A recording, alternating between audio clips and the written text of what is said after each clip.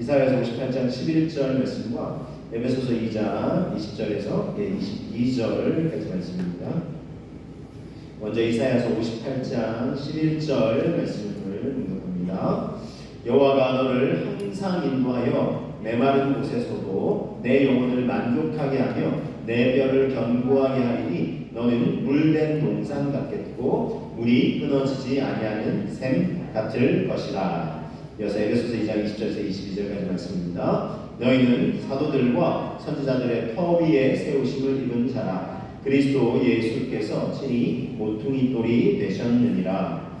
그의 안에서 건물마다 서로 연결하여 주 안에서 성전이 되어가고 너희도 성령 안에서 하나님이 거하실 처소가 되기 위하여 그리스도 예수 안에서 함께 지어져 가느니라. 아멘. 네. 작년 이맘때인데요. 정확하게는 2022년 1월 11일입니다. 광주에서 건설 중이던 아파트 한 동, 201동인데요. 붕괴되는 사고가 있었습니다. 1년 전 일이었죠. 좀 기억이 나시는데요. 이게 어떻게 이런 일이 일어났을까? 큰 건설 현사예요. 이런 말들 말 수 있는 큰 건설 현사인데, 이 아파트가 다 건설되기 전에 붕괴되었던 원인은 공사 마감기일이 얼마 안 남았다고 위에서 윗선에서 빨리 좀 서두르라는 지시가 내려왔대요. 근데 이게 지금 겨울철이잖아요. 이제 건물을 세울 때 이게 이제 뭐 철근이 있고 이제 콘크리트를 붓고 이렇게 건물 뼈대를 견고하게 세우는데 이게 좀 이제 양생이라고 해요. 그게 이렇게 좀 견고하게 되는데 시간이 걸리는데 이 촉박하게 서두르다 보니까 더군다나 겨울이다 보니까 이게 잘 붙지가 않는데 막 서두르는 거예요. 그러다 보니 계속 이제 쌓아 올리다 보니까 이게 뼈대가 견고하지 않은 상황에서 계속 또 위로만 쌓아 올리다가 이게 와로 이제 무너지는 참 안타까운 사고가 일어났던 것을 봅니다. 여러분 그렇습니다. 이게 건물이라고 치면 뼈대가 견고하지 않으면 무너질 수밖에 없는 것입니다. 이게 뭐 건물만이겠습니까? 우리의 삶에 좀 적용해 보면 우리 개인의 삶이, 우리 또 가정이, 또 이 사회가, 또 나라 민족이, 온 세계가 참 견고하고 튼튼히 세워져 가야 되는데 그렇게 그러지 못하고 무너지는 그런 모습들을 우리는 이 삶의 현장에서 실은 마주하고 있습니다. 자, 그래서 이게 이제 각 개인, 또 가정, 또 사회, 또 교회, 또 나라, 민족, 온 세계가 좀 견고하게 잘 세워져 갔으면 좋겠습니다. 하나님이 다스리시는 우리 주의 나라 백성으로도 또 영광 돌리셨는데 주님의 나라가 좀 견고하게 이 세상에 좀 잘 세워져 갔으면 하는 그런 소망과 바람, 또 그 바람을 꿈꿔 기도하고 있습니다. 자, 그런데 문제는 그 공동체라고 할 때, 전체 이제 인류가 이제 공동체라고 할 때 가장 기본단이 이제 각 개인이 그러면 사실은 견고해야 돼요. 그 개인이 모인 사회나 나라는 공동체도 견고해야 되지만 사실은 이제 각 개인이 또 견고하게 잘 세워져야 됩니다. 그런데 문제가 어디서 생기냐면 그런 각 개인이 그렇게 그러면 인생의 세찬 비바람에 쓰러지지 않을 정도로 견고하냐? 그렇지 않다는데 문제가 있다는 것입니다. 그래서 우리가 분명히 하나님이 이제 뼈를 견고하게 하시는 은혜를 주시고 우리가 또 말씀 나눌 텐데 그에 앞서서 먼저 우리가 인식해야 되는 게 있어요. 오늘 말씀을 나눈 이제 큰 테마의 첫 번째인데 뭐냐면 우리가 분명히 알아야 되는 게 있어요. 인간이 너무나 약한 존재라는 거예요. 온 사회, 나라, 온 세계를 구성하고 있는 가장 기초단위잖아요. 인간 각 개인이 실은 너무나 약한 존재라는 거예요. 자, 이사야서 42장 3절에 이렇게 말씀하시죠. 상한 갈대를 꺾지 아니하며 꺼져가는 등불을 끄지 아니하고 진실과 정의를 시행할 것이며 그랬어요. 자, 여러분 인생을 성경에서 비유하시기를 상한 갈대와 같다 하고 있어요. 성경의 비유는요, 어찌 그리 정확한지 틀린 게 없어요. 예를 들면 또 인간을 양으로 비유하잖아요. 양이 이제 시력도 약해서 우리도 뭐 내 일도 모르고 그다음에 자기 스스로 지켜낼 능력도 없거든요. 그러니까 참 약한 존재가 인간이라. 또 이 상한 갈대라는 비유. 자, 갈대가 여러분 강합니까 튼튼합니까? 바람 쫙 불면 갈대가 이렇게 기울잖아요. 갈대가 안 그래도 약한데 거기다가 상한 갈대라는 이미 상해 있어요. 그러면 이게 바람이 불면 갈 때가 안 그래도 약간 이게 상해 있으니까 탁 이렇게 꺾여버리는 거예요. 이게 인생이라는 거예요. 인생이 이렇게 연약하다는 거죠. 그래서 이 상한 갈대가 어떻게 자꾸 이제 바람 불면 쓰러질 수 있으니까 쓰러지지 않게 하려면 어떻게 해요? 옆에 이제 버팀목을 이제 덧대는 게 필요하죠. 자, 그래서 하나님께서 그런 은혜를 우리에게 주시겠다 이렇게 말씀하시는 거예요. 이사야서 58장 11절 말씀을 통해서 우리가 한번 더 확인합니다. 여호와가 너를 항상 인도하여 메마른 곳에서도 내 영혼을 만족하게 하며 내 뼈를 견고하게 하리니 너는 물된 동산 같겠고 물이 끊어지지 아니하는 샘 같을 것이라 말씀하고 있습니다. 자, 하나님은 우리의 뼈를 견고하게 하시겠다 이렇게 말씀하고 있어요. 그래야 이렇게 쉽게 쓰러지거나 꺾이지 않으니까 우리 다 이렇게 지탱해 주시겠다 이렇게 말씀하고 있어요. 자, 어떻게 우리의 뼈대를 이렇게 견고하게 해주시는 걸까요? 그렇게 하시기 위해서 보내주신 분이 계세요. 누구십니까? 예수님이세요. 예수님을 보내주셔서 우리 참 상황할 때 참 인생의 미완함에 연약함에 꺾일 수밖에 없는 인생인데 상황할 때가 꺾이지 않도록 우리의 참 버팀목이 되어 주신다. 그분이 바로 예수님이시다. 하나님이 그 예수님을 그렇게 우리 인생의 버팀목으로 보내어 주셨다 이렇게 말씀하고 있습니다. 건물로 비유해 보면 자 뭘로 비유할 수 있냐면 건물을 지을 때 아주 중요한 주춧돌 역할을 하는 모퉁이돌이라는 게 있어요. 자, 건물에 지을 때 전문용어로 모퉁이돌 찾아보니까 이런 정확한 뜻이 있어요. 건물 이게 이제 성이나 집을 지을 때 모퉁이 있어요. 모퉁이 구석이지만 이게 두 개의 벽이 직각으로 만나는 곳이에요. 그래서 거기에 놓여서 벽을 지탱해주는 큰 주춧돌로서 건물에서 가장 중요한 기초석 역할을 한다 그랬어요. 그래서 모퉁이돌 또는 이제 머릿돌이라고 해요. 그래서 건물을 지을 때 보면은 외벽에 보면 딱 그게 있잖아요, 그렇죠? 주춧돌, 모퉁이돌 또는 머릿돌이라고 기념해서 이게 언제 세워진 이 건물입니다 이렇게 인정을 해요. 저희 교회도 있어요. 주로 이쪽으로 출입하는데 보시는데 이 반대편 쪽으로 딱 가다 보시면 거기 딱 이렇게 모퉁이돌이라고 이렇게 머릿돌이라고 되어 있습니다. 자, 그래서 이 모퉁이돌 되시는 분이 누구시라고요? 예수님이세요. 그래서 예수님이 모퉁이돌이 되신다. 이것을 되새길 수 있어야 되겠습니다. 여러 말씀을 통해서 확인해 볼게요. 마태복음 21장 42절에 이렇게 말씀해요. 예수님께서 지금 얘기하신 말씀인데 너희가 성경에 건축자들이 버린 돌이 모퉁이의 머릿돌이 되었나니 이것은 주로 말미암아 된 것이고 우리 눈에 기이하도다 함을 읽어본 일이 없느냐 했어요. 자, 이 마태복음 예수님이 하신 말씀을 마태가 이제 기록을 했죠. 네, 건축자들의 버린 돌이 모퉁이의 머릿돌이 되었다. 이건 주님으로 말미암아 하나님으로 말미암아 된 것이고 우리 눈에 기이하도다 함을 읽어본 일이 없냐 했어요. 이게 무슨 말이에요? 성경을 좀 인용하셨죠. 여기서 말하는 성경은 무슨 성경이에요? 네, 구약 성경이에요. 구약 성경. 예수님 당시에 신약 성경은 아직 기록돼서 이게 주어지지 않았으니까 그러니까 구약 성경에 이게 기록되어 있다는 거죠. 예수님 말씀을 잘하세요. 사단도 말씀을 이제 알아가지고 막 이렇게 자기 위한 대로 해가지고 시험하지만 예수님은 또 하나님의 말씀 정통을 하고 이렇게 대답하시잖아요. 그래서 우리가 말씀을 잘 알아야 돼요. 자, 그러면 읽어본 일이 없냐? 구약 성경에 있다는 거죠. 어디 있을까요? 그래서 찾아봤어요. 시편에 있습니다. 시편 118편 22절 23절에 이런 기록이 있어요. 건축자가 버린 돌이 집 모퉁이에 머릿돌이 되었나니 이는 여호와께서 행하신 것이요 우리 눈에 기이한 바로다 했어요. 그렇죠? 이 말씀을 예수님이 인용하신 거예요. 이거 읽어본 적이 없냐 이거예요. 왜냐하면 이제 구약 유대인들은 전체를 알고 있고 또 모세오경은 달대로 읽고 모세오경과 시편 아주 이렇게 애지중지하면서 자주 읽고 암송다고 하거든요. 이걸 읽어본 적이 없냐 이거예요. 자, 근데 여러분 이 표현이 여기 두 구절에만 있지 않아요. 굉장히 많이 있습니다. 또 어디냐면 자, 에베소서 2장 20절에 보면 이런 표현 있죠. 너희는 사도들과 선지자들의 터 위에 세우심을 입은 자라 그리스도 예수께서 친히 모퉁이돌이 되셨느니라 그랬어요. 예수님이 친히 모퉁이돌이 되셨다. 모퉁이돌 언급하고 있죠. 여기만 들으니까 사도행전 4장에 있습니다. 사도행전에 있고 또 베드로전서 2장에도 있는데 오늘 이제 사도행전까지 읽어 드릴게요.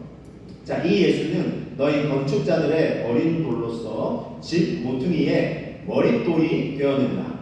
다른 이로서는 구원을 받을 수 없나니 천하 사람 중에 구원을 받을 만한 다른 이름을 우리에게 주신 일이 없음이라 하였느니라 그랬어요. 자, 예수 그리스도께서 집 모퉁이에 머릿돌이 되셨다. 그런데 참고로 이제 어린 돌이라고 표현하고 있죠. 건축자들이 뭐 이거 쓸모없는 돌이네, 야 갖다 버려 이렇게 했는데 실은 그렇게 버림받을 돌이 아니라는 거예요. 주춧돌, 이 건축물의 가장 요긴한 돌이 근데 대부분의 사람들은 심지어 건축 전문가라고 하는 건축자도 이거 쓸모없는 건데 버려 했지만 버려질 돌이 아니라. 무슨 말씀이에요? 예수님이 사실은 구약에서부터 오랫동안 약속되어 온 구원자잖아요. 메시아이잖아요. 근데 정작 그 유대인의 어떻게 보면 활동으로 오셨잖아요. 근데 유대인들은 어떻게, 이스라엘 사람들은 어떻게 반응했습니까? 와, 우리가 기다렸던 메시아 다윗의 자손, 와 바로 당신이시군요. 한 사람도 물론 있었어요, 그렇죠? 근데 아주 소수. 그러나 대다수의 사람들, 또 뭐 바리새인들, 서기관들, 뭐 유대인들이 지도자라고 하는 사람들은 오히려 다 예수님을 배척했어요. 네가 하나님의 아들이라고 메시아라고 하면서 버려버렸다는 거예요. 너는 그 십자가에 사실은 달려 죽게 만들었는데, 그런데 예수님이 인류 구원을 위한 가장 중요한 모퉁이 돌이 되셨다는 것입니다. 우리가 이 예수님을 바로 알아야 되겠어요. 예수님을 잘 모르면 버려버리면 이거 필요 없잖아 뭐. 근데 아니라는 게 가장 중요한 모퉁이 돌이 됩니다. 자, 여러분, 여기서 구원과 이제 연관을 지어서 이제 모퉁이 돌 예수님을 설명하고 있습니다. 인생에 여러분 제일 문제가 뭐겠습니까? 인간이 무너지는 이유가 뭐겠습니까? 그러니까 상한 갈대라고 하는데 왜 꺾이고 쓰러지고 무너집니까? 무엇 때문입니까, 여러분?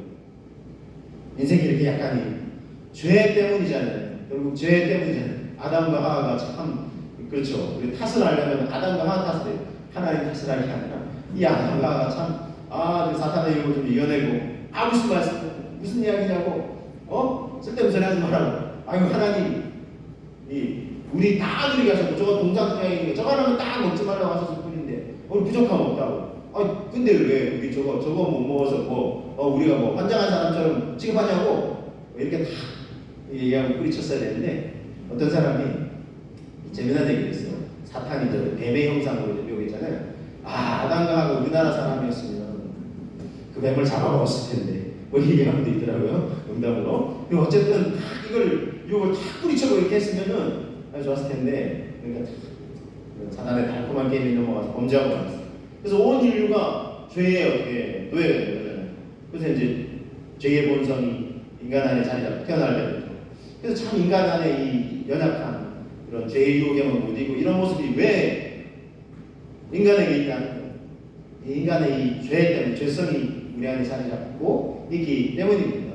그래서 여러분, 인간사이에 일어나는 안타까운 일들, 서로를 해하고 뭐 개인 간뿐만 아니라 이 어느 공동체가 또 심지어 나라가 나라를 이렇게 쓰러뜨리고 무너뜨리고, 내 나라, 내 백성들은, 내 사람들은, 우리 나라 국민들은 중요하고 뭐 다른 나라 국민들은 뭐 죽어도 되는 겁니까? 이미 뭐 잘 아시겠지만 지금 그 러시아의 푸틴이 참 전쟁을, 우크라이나를 이렇게 침략을 하고 벌써 지금 1년 가까이 지나가고 있잖아요, 그렇죠? 빨리 좀 잘 끝났으면 좋겠습니다.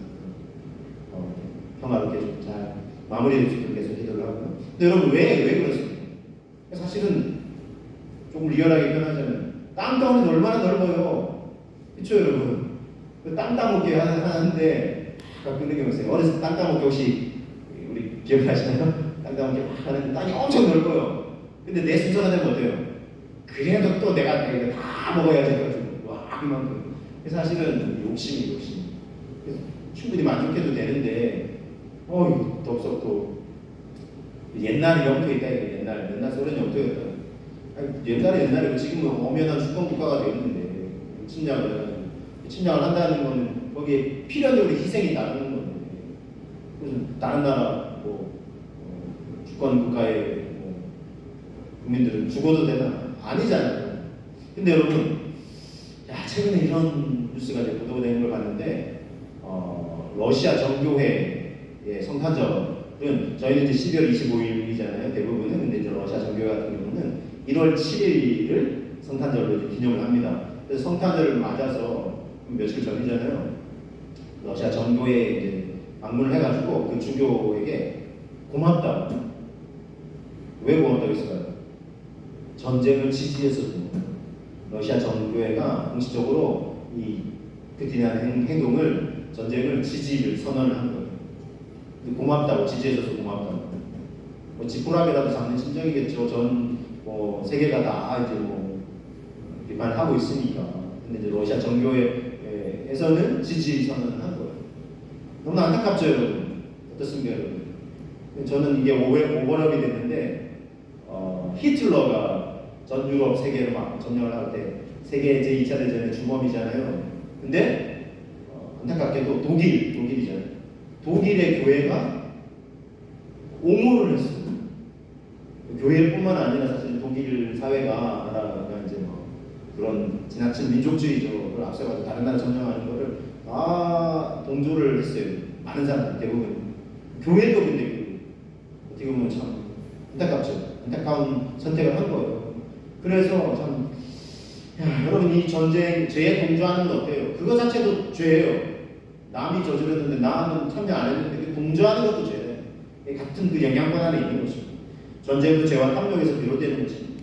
죄는 여러분 개인과 가정과 사회, 나라, 민족, 온 세계를 무너뜨리는 주범인 것입니다. 그래서 여러분 우리 각 개인, 가정, 사회, 교회 그리고 나라, 민족, 온 세계가 건강하게 딱 견고하게 세워지려면 무슨 문제가 다루어져야 됩니까? 이거 무너뜨리는 주범이니까 이 죄의 문제가 다루어져야 된다. 죄의 문제가 해결되지 않고는 어떤 뭐 개인도, 가정도, 뭐 교회도, 사회도, 나라도, 온 세계도 건강하게 세워질 수가 없다는 거예요. 왜냐하면 지금도 계속 죄로 인해서 무너지고 있으니까요. 자, 그러면 이 죄의 문제는 누가 어떻게 해결할 수 있겠습니까? 어떤 인생이 어느 뭐 종파나 뭐 이단들이 막 자기들이 막 세계를 구원할 것처럼 어떻게 해결해요? 자기의 죄 문제도 해결 못하는 거예요. 이 죄 문제를 해결하는 길은 무엇입니까? 하나님의 길은 무엇입니까? 예수님이라는 게 예수님. 하나님이 제시하신 이 길은 자, 여러분 아담과 하와를 미혹하여 죄를 범하게 만든 사탄을 향해서 하나님이 이렇게 말씀하셨어요. 창세기 3장 15절. 너무나 중요한 이걸 원시복음을 하는데 같이 한번 읽어보겠습니다. 내가 너로 여자와 원수가 되게 하고 내 후손도 여자의 후손과 원수가 되게 하리니 여자의 후손은 너의 머리를 상하게 할 것이요 너는 그의 발꿈치를 상하게 할 것이니라 그랬어요. 여자의 후손도 원수가 되게 할 거다 하고 있어요. 자, 여자의 후손은 이 사탄한테 하신 말씀이거든요. 그럼 여자의 후손은 누구겠어요? 장차 사람의 몸을 입고 오실 구원자 예수 그리스도를 의미하는 거예요. 예수 그리스도께서 너의 머리를 상하게 할 거다 하고 있어요. 근데 너는 그의 발꿈치를 상하게 한다 그랬어요. 자, 여러분, 자 머리가 탁 상했어요. 근데 얘도 이제 발꿈치를 탁 상하게 하는 거예요. 그럼 치명타는 누가 입는 겁니까? 머리를 탁 이렇게 맞은 이 사탄의 치명타를 입는 거죠. 자, 그래서 예수님이 십자가에 달려 죽으신 게 어떻게 보면 발꿈치를 상하게 된 것 같아요. 사탄이 자기가 이겼다 했지만 예수님은 부활의 오늘 다시 하셨잖아요. 근데 이 일로 이 사탄은 완전히 머리가 깨지는 거예요. 치명타를 입는 거예요. 그래서 이 죄 문제를 다루시는 거예요. 이 죄의 원흉이라고 할 수 있는 이 사탄 마귀를 완전히 멸하시는 거예요. 누구를 통해서요? 여자의 후손인 예수 그리스도를 통해서 그런 구원의 역사를 이루신다는 거예요. 자, 여러분, 그래서 여러분 이렇게 이것을 통해서 인류를 구원하시기 위해서 하나님의 아들 예수님을 보내어 주셨어요. 그래서 앞서 인생이 상한 갈대와 같다 그랬죠. 그래서 이 죄의 권세, 사망의 권세에 꺾여버릴 수밖에 없어요. 어떤 인생도 예외가 없어요. 그런데 꺾이지 않도록 상한 갈대를 꺾지 않아야 한다 그랬죠. 꺾지 않아야 하는 정도가 아니라 딱 버팀목이 되어주신다는 거예요. 이 버팀목이 누구시라고요? 바로 예수 그리스도다. 이렇게 그리고 예수님의 십자가다 이렇게 말씀드릴 수 있습니다. 그래서 건축적인 의미에서는 모퉁이 돌 또는 이제 다르게는 버팀목 같은 의미로 제가 말씀드리는 겁니다. 버팀목이란 어떠한 압박에도 굴복하지 않고 맞서 견딜 수 있도록 지지해 주는 것입니다. 이 버팀목을 덧댄 아까 갈대 또 곡식의 벼 또는요 버팀목을 딱 또는 나무도 버팀목이 이렇게 덧대서 이렇게 묶어주잖아요. 근데 이게 버팀목이 약하면 안 돼요. 버팀목이 약해가지고 이거 하나 들었는데 같이 꺾여버리면 이게 버팀목 역할을 할 수가 없는 거죠. 근데 여러분 인생은 그와 같아요. 어떤 이단의 교주들도 자기들도 연약한 인생일 뿐이에요. 그런데 이 비바람에 인생의 죄와 사망의 권세에 자기도 꺾일 수밖에 없어요. 그런데 예수 그리스도라는 버팀목은 죄와 사망의 권세를 이길 수 있는 강한 능력으로 부활의 권능으로 다시 사셨잖아요. 그러니까 우리 인생의 버팀목이 충분히 되어 주실 수 있으신 분이십니다. 자, 버팀목이 된다는 건 어떤 의미예요? 버팀목은요, 어떤 면에서는 다 연결되고 아니면 완전히 둘러싸요. 그래가지고 비바람이 불면 어때요?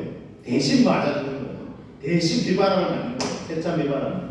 나는 괜찮다. 내가 다 막아낼 수 있다. 자, 여러분, 예수님의 십자가의 이 고난과 고통이 바로 우리 대신 이 고난과 고초를 당해주시는 것입니다. 자, 그래서 이사야서 53장, 여기 예수님이라는 표현은 없어요. 그러나 우리는 이 예언이 바로 예수 그리스도에 관한 예언을 너무나 알 수 있어요. 안타깝게도 이스라엘 사람들은 자기들이 혈통으로 왔음에도 아직도 이 구약의 예수님에 대한 예언을 이것이 예수 그리스도구나 믿음의 안경 렌즈로 보지 못해요. 그러나 우리는 믿음의 렌즈, 예수 그리스도라는 렌즈로 신약의 렌즈로 이제 우리가 볼 수 있다니 얼마나 감사하죠. 자, 이사야서 53장 5절 그런 의미에서 같이 한번 고백해 보겠습니다. 그가 찔림은 우리의 허물 때문이요 그가 상함은 우리의 죄악 때문이라. 그가 징계를 받음으로 우리는 평화를 누리고 그가 채찍에 맞음으로 우리는 나음을 입었도다 그랬습니다. 자, 여러분, 우리 대신 온통 죄와 사망의 이 비바람을 맞아주시는 거예요. 그래서 우리가 구원을 얻게 됐어요. 얼마나 감사해요. 그래서 여러분, 우리는 주님을 바라봐야 됩니다. 부흥사 무디가 이렇게 얘기를 했어요. 그대 자신을 믿어보라. 실망할 때가 있을 것이다. 친구를 믿어보라. 어느 날 그대 곁을 떠날 것이다. 그대의 명성을 믿어보라. 어느 날 해방하는 자가 그것을 뒤집을 것이다. 그러나 그리스도를 믿어보라. 그대는 현세와 내세에 후회함이 없을 것이다. 그랬어요. 여러분, 연약한 우리 인생의 버팀목, 또 모퉁이 돌이 되시는 예수님을 다시 한번 믿음으로 붙드시기를 주님의 이름으로 축복합니다. 자, 여러분, 우리의 뼈를 견고하게 하신다. 그래서 모퉁이 돌, 버팀목 되시는 예수님을 보내주신 거예요. 우리 주님께 다 붙어 있으면 돼요. 자, 그리고 또 한 가지 우리 기억해야 될 게 있습니다. 뼈는요, 서로 연결되어 있어요. 그렇죠? 뼈가 팔 뼈가 있고 이렇게 가슴 뼈가 있고 다 있지만 결국 다 연결되어 있잖아요. 그래서 우리가 견고하기 위해서는 서로 연결되어야 돼요. 그래서 에베소서 2장 21절 22절을 보시면 이렇게 말씀하고 있어요. 그 안에서 건물마다 서로 연결하여 주 안에서 성전이 되어가고 너희도 성령 안에서 하나님이 거하실 처소가 되기 위하여 그리스도 예수 안에서 함께 지어져 가느니라 그랬어요. 자, 뼈가 연결되어 있듯이 건물 지을 때도 마찬가지예요. 철근, 콘크리트가 서로 연결되어 있어야 돼요. 그렇죠? 그래서 이제 수직 또는 수평은 서로 다 연결돼서 더 견고하게 건물의 뼈대 역할을 감당할 수 있게 해주는 것입니다. 자, 그래서 에베소서 4장 16절은 이렇게 말씀합니다. 그에게서 온몸이 각 마디를 통하여 도움을 받음으로 연결되고 결합되어 각 지체의 분량대로 역사하여 그 몸을 자라게 하여 사랑 안에서 스스로 세우느니라 그랬어요. 서로 연결되어 있어야 된다는 거예요. 그렇죠? 자, 그래서 뭐가 중요하겠습니까? 성도의 교제가 그래서 중요하다는 거예요. 우리 단독자로 물론 주님을 만나지만 그러나 신앙생활은 홀로 하는 것이 아니라 함께 하는 것입니다. 자, 사도행전 2장 46절 47절 이렇게 말씀하고 있습니다. 날마다 마음을 같이하여 성전에 모이기를 힘쓰고 집에서 떡을 떼며 기쁨과 순전한 마음으로 음식을 먹고 하나님을 찬미하며 또 온 백성에게 칭송을 받으니 주께서 구원받은 사람을 날마다 더하게 하시리라 그랬어요.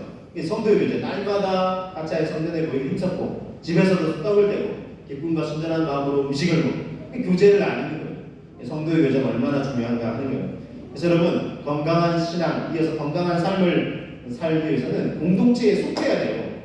그래서 신앙생활도 잘하려면 또 개인과 가정, 사회, 나라 그리고 온 세계가 건강하게 다 이렇게 세워지려면 공동체 의식이 그래서 너무나 중요하다는 거예요.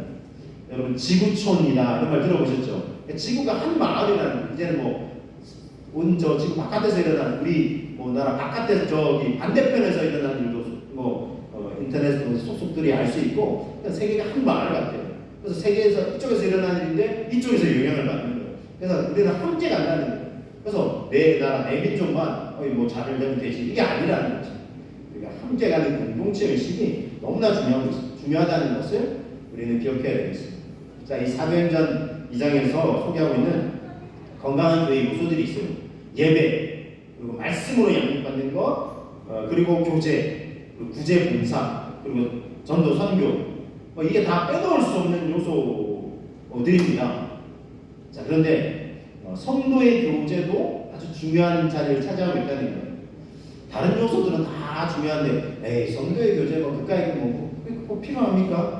이렇게 생각하는 사람이 있을 수도 있어요, 그렇죠? 교회가 막 예를 들면 이렇게 조금 규모가 많아지고 이러면 그냥 예배만 탁 드리고 그냥 나 예배 드렸는데요 하고 만족할 수도 있지만 또 진짜 바빠서 그런 분이 있을 수 있지만 바빠도 우선순위가 중요하잖아요. 그래서 바빠도 우리 밥은 먹고 아무리 바빠도 잠은 자고 왜 하잖아요. 근데 그래서 이게 우리가 건강한 삶, 건강한 가정, 사회, 나라, 민족, 온 세계가 되려면 공동체의식이 중요하다. 함께 우리 어울러 사는 모습이 중요하다는 거예요. 신앙생활도 마찬가지라는 것입니다. 감사하게도 우리 참되교회에 성도의 교제가 있어서 참 감사합니다. 그래서 기존에 계셨던 분들도 그렇고 또 새로 또 합류하신 분들도 그렇고 이렇게 서로 알아가고 교제하는 게 중요하지 않습니까? 해서 작년에도 또 시간을 내서 우리가 예배 후에 온 교우들 야유회도 가고 식사기도도 나누고 하면서 함께하는 교제가 있다는 것이 얼마나 감사합니다. 더 건강하고 또 견고한 믿음의 공동체가 되어갈 수 있는 게 다 토대가 되는 거죠. 그래서 정말 감사하고 앞으로도 성도의 교제를 우리가 또 중요하게 생각하고 더 건강한 공동체로 세워가는 미끄럼이 될 수 있으면 참 좋겠습니다. 그래서 기대하고 소망합니다. 근데 여러분, 자, 성도의 교제를 나눌 때 중요한 게 있어요. 자, 그게 뭐냐면 이게 단순한 친교 모임 정도가 되어서는 안 된다는 거죠. 사실은 그거는 교회뿐만 아니라 다른 데서도 친목 모임들 많아요. 더 많이 모이고 더 많은 시간을 쏟고 열정을 쏟고 이런 사람들도 있어요. 근데 그것과 이 신앙 공동체 안에서의 교제의 다른 점, 결정적인 차이점이 뭐냐면 우리는 예수 그리스도를 기반으로 모이는 하나님의 말씀을 기반으로 해서 모이는 공동체라는 것입니다. 자, 앞서 이제 독일 말씀드렸는데 히틀러가 참 이렇게 유럽을 막 침략하고자 할 때 그 백성들뿐만 아니라 교회도 지지했다 했죠. 너무 안타까워요. 그러나 전부는 아니었어요. 독일의 디트리 보네포 목사님과 함께 뜻을 같이 하는 사람들은 항거했어요. 이거 아니야 미친 짓이라 했거든요. 심지어는 비유하기를 버스 운전 유사가 있는데 미친 기사가 막 이리저리 사람 쳐박고 막 그렇게 하고 있으면 어떻게 해야 되냐고. 그 안에 타고 있는 사람 누구라도 있으면 끌어내려야 된다고. 그래서 항거하면서 온몸으로 맞섰어요. 자, 그래서 감옥에 갇히기도 하고 또 어려움도 당하고 했는데, 자, 이분이 이제 성도의 공동생활이라는 이분의 이제 저서가 나중에 책으로 만들어져서 우리에게 참 이렇게 남겨져서 얼마나 유익한지 모르겠어요. 그분이 이렇게 얘기했어요. 그리스도인의 교제는 예수 그리스도를 통한 예수 그리스도 안에서의 교제입니다. 그래서 예수 그리스도 빼고는 교제가 되지 않는다는 겁니다. 그래서 또 이렇게 얘기했어요. 예수 그리스도는 하나님의 구원의 복음을 전하시는 분이시다. 그런 점에서 성도의 교제는 하나님의 복음을 서로 나누기 위해 모인 자들이죠. 그렇죠? 우리는 구원의 복음 빼놓고는 얘기할 수 없잖아요. 그렇기 때문에 하나님의 복음 그 자체인 예수 그리스도가 교제 가운데 빠질 수는 없다는 거예요. 이게 빠지면 양 뽑는 찐빵이 된다는 거예요. 핵심이 빠져버린 거라는 거예요. 그리고 또 이렇게 되겠어요. 성도의 교제가 이루어지는 성도 공동체는 성도의 성화를 걷는 길이다 그랬어요. 그래서 믿음의 그리스도인이 자신이 믿는 그대로 살아가기 위해서 노력하는 게 성화다 그랬어요. 이 성화의 과정을 밟아가야 돼요. 어느 이단은 미래전까지 다 구원해 제사해 주셨으니까 아무렇게나 살아도 된다. 이게 복음 아니냐? 이게 무슨 복음이에요? 아무렇게나 살면 하나님 영광 받으시겠어요? 이게 하나님 주는 모르는 거죠. 그래서 이 예수님을 닮아가기 위해서, 하나님을 닮아가기 위해서 원래 그렇게 지음받았잖아요. 하나님의 형상대로, 하나님의 성품을 반영하도록. 아담과 본자는 모든 게 지금 어긋난 거예요. 막 살아도 된다, 구원받았으면 그건 아니라는 거예요. 하나님을 닮아가는 삶, 살아가는 그 과정이 성화인데, 그리고 그것은 그러면 어떻게 그런 과정을 밟아갈 수 있느냐? 예수 그리스도의 생애와 말씀을 아는 것이고 그대로 살아가고자 하는 것이다. 참 중요해요. 그래서 예수 그리스도를 놓치면 안 돼요. 그분의 생애, 그분의 말씀, 그리고 또 구약과 신약 전체를 지금 우리가 좀 볼을 넓혀서 하나님의 말씀을 알아야 하나님의 말씀대로 살아갈 수 있지 않겠습니까?